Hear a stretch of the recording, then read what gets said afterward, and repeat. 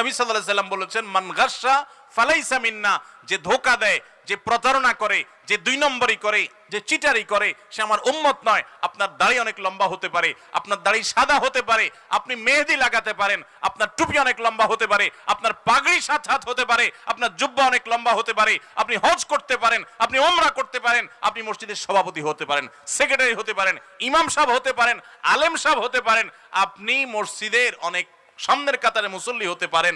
আপনি যেই হন না কেন, যত বড় টুপি লাগেন না কেন, আল্লাহর খাতায় আপনি চিটার, আল্লাহর খাতায় আপনি প্রতারক, আপনি ভণ্ড, আপনি 2 নম্বর মানুষ। মনে রাখবেন, ঠিক ঠিক বলে খুব বেশি চিল্লানোর দরকার নাই ভাই, একটু ভেতর থেকে উপলব্ধি করেন। হয়তো আপনারা এখন চিন্তা করতেছেন আপনাদের এলাকায় কেউ এই কাজ করছে, এখন তারে বাঁশ দেওয়ার জন্য জোরে সোরে ঠিকঠাক বলতেছেন। এই কথাগুলো হয়তো কারোর উপরে যাচ্ছে, আপনি খুব মজা পাচ্ছেন, এই জন্য একেবারে জোর